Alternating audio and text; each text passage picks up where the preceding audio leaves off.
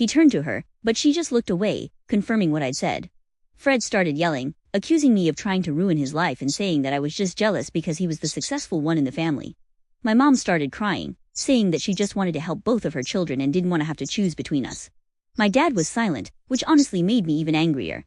He'd always been the one to stay out of the drama, but this time, I needed him to take a stand. Alice finally spoke up and said that she wasn't comfortable with the idea of missing the wedding, especially now that she knew the full story. She said that they needed to find another way to deal with Fred's business problems that didn't involve sacrificing family events. Fred looked like he wanted to argue, but Alice stood her ground.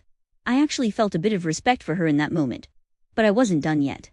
I told them that they needed to make a decision. Either they prioritized this trip and missed my wedding, or they found another way to help Fred that didn't involve abandoning me.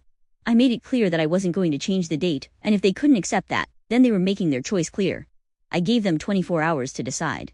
I told them that if they didn't choose to come to the wedding, I would cut ties with them. I wasn't going to let them continue to treat me like I didn't matter, and I wasn't going to let them ruin my wedding day. I even hinted that if they forced me to, I'd go public with the whole story. The last thing Fred needed was for his potential investors to find out about his financial mess, and I knew that was my trump card. My parents looked like they'd been hit by a truck, and Fred was angry. Alice just looked sad. I didn't want to do this, but I was tired of being pushed around, tired of always coming second to Fred's needs. I stood up, told them they knew how to reach me, and walked out with Aaron. Since that meeting, things have been hard. I haven't heard from my parents or Fred, and I'm not sure what they're going to decide. So now, I'm just waiting to see if my parents will finally put me first or if this is the end of our relationship as I know it. Update 3, after what felt like an eternity, my parents finally reached out. It was the longest 24 hours of my life, and I couldn't focus on anything else while I waited for their decision. When my phone rang, I had no idea what they were going to say, and part of me didn't want to hear it. My mom started off by apologizing. She said that after our last conversation, they'd done a lot of thinking. They realized how much this wedding meant to me and how unfair they'd been by asking me to move the date. She admitted that they'd been too focused on trying to save Fred from his latest mess and hadn't considered how much they were hurting me in the process. Then she told me that they had decided to cancel the Europe trip. They were going to attend the wedding after all. I was shocked. I had prepared myself for the worst, convinced that they'd choose Fred over me again. Hearing them choose my wedding over the trip was a huge relief. My dad got on the phone next and confirmed what my mom had said. He apologized for not stepping up sooner and promised that they'd be there for me on my big day. He also mentioned that they were starting to realize how much they'd let Fred's issues affect the family and that they needed to reevaluate how they'd been handling things. It wasn't exactly the heartfelt apology I'd been hoping for, but it was a start. They were coming to the wedding, and that was what mattered most. I thanked them for their decision, and we ended the call on a surprisingly positive note. For the first time in a long time, it felt like maybe things could get better between us. With the decision made, my parents immediately began canceling the Europe trip. They told Fred that the trip was off, which, as you can imagine, didn't go over well. Fred was furious. He called me almost immediately, demanding to know what I'd said to our parents to make them cancel the trip. I told him that I'd simply told them the truth, that their attendance at my wedding meant more to me than anything else, and that they had to choose what was more important. Fred accused me of manipulating them, claiming that I was just trying to ruin his chances of turning his business around. He even suggested that I was trying to sabotage his life out of jealousy. It was the same old song and dance I'd heard from him a million times before. But this time, I didn't let it get to me. I calmly told him that I wasn't responsible for his problems and that our parents had made their own decision. If he wanted to be mad at someone, he could be mad at them, not me. After that, Fred hung up on me, and I didn't hear from him for a while. I was worried about how this would affect the wedding day, but I was also relieved that my parents were finally starting to see the bigger picture.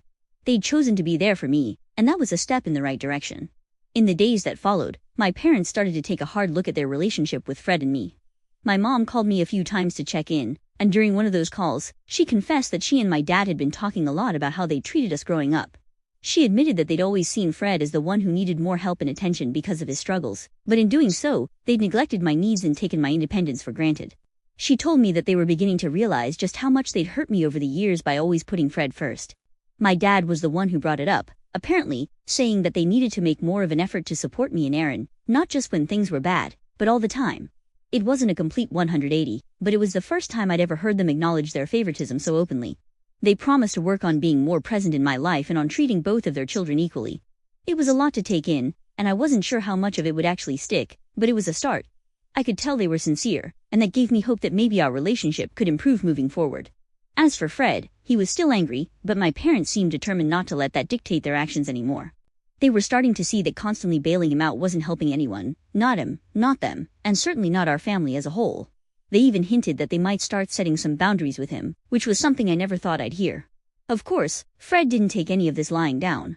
When he realized that my parents were serious about canceling the trip and coming to the wedding, he ramped up his efforts to get them back on his side.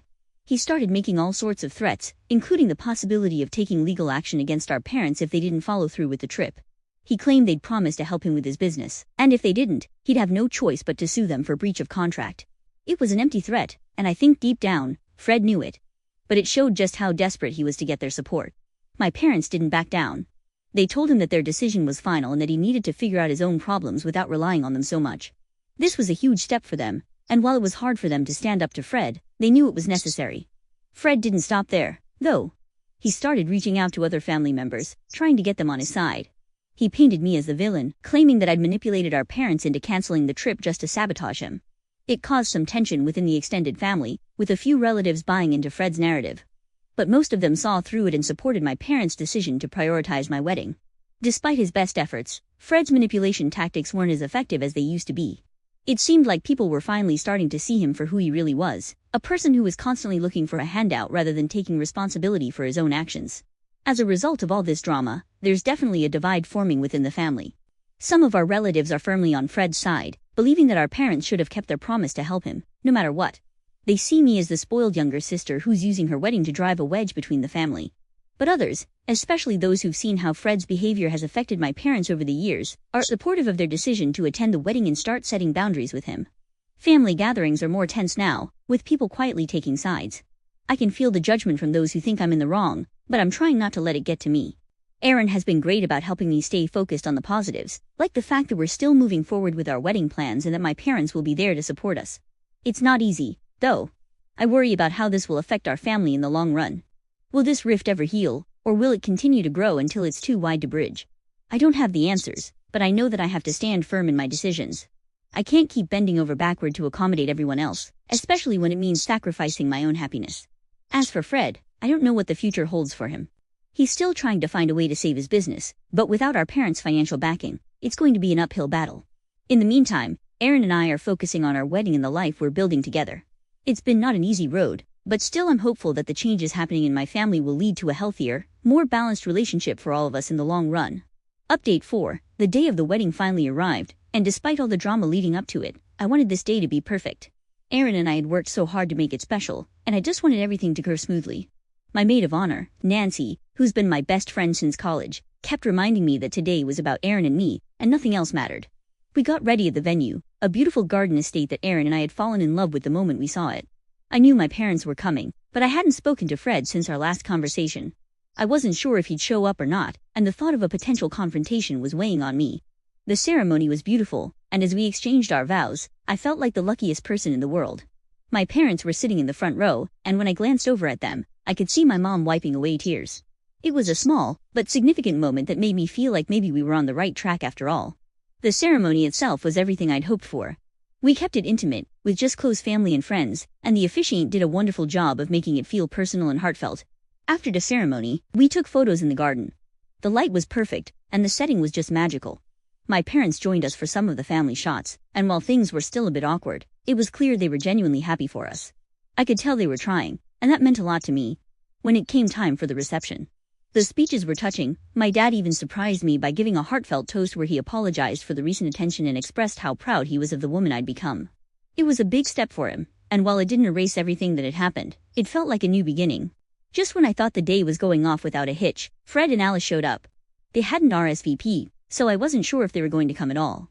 They walked in during the middle of the reception, and for a moment, the room went quiet. Fred looked like he had something to prove. He walked up to our parents first, had a quick, whispered conversation with them, and then made his way over to Aaron and me. Alice hung back, looking uncomfortable. When Fred reached us, he congratulated us, but it was clear he wasn't really there to celebrate. He was there to make a statement. He tried to start a conversation about his business troubles, right there in the middle of our wedding reception. It was like he couldn't stand not being the center of attention, even on my wedding day. Aaron stepped in before I could say anything.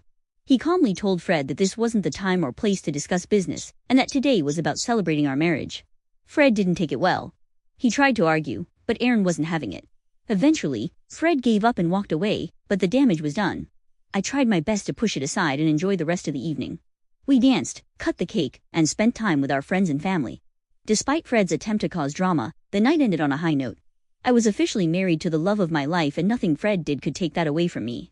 As for Fred, his life has taken a significant turn. After the wedding, my parents made a difficult decision. They decided to withdraw their financial support. They realized that constantly bailing him out wasn't doing him any favors and that it was time for him to face the consequences of his actions. Without our parents' help, Fred's business quickly went under. He tried to find other investors, but without the trip to Europe, those deals fell through. Eventually, he had to file for bankruptcy. It was a hard pill for him to swallow, and his pride took a huge hit. Alice, who had been growing increasingly frustrated with Fred's financial recklessness, finally reached her breaking point. She took the kids and left him, moving in with her parents while she figured out her next steps. Fred is now facing the reality of being alone and having to rebuild his life from scratch. While I don't take pleasure in his downfall, I do think this is the wake-up call he needed. Maybe now he'll start taking responsibility for his own life instead of relying on everyone else to fix his problems. Only time will tell. As for Aaron and me, we're finally able to focus on our future without all the family drama. We're planning to start a family soon. We've also booked a European honeymoon, which we had to postpone because of all the wedding drama. It feels like the perfect way to celebrate this new chapter in our lives. I want to take a moment to thank everyone on Reddit who offered advice and support during this crazy journey. Your words gave me the strength to stand up for myself and make some tough decisions that I might have otherwise backed down from. It wasn't easy, but I'm so glad I stuck to my guns.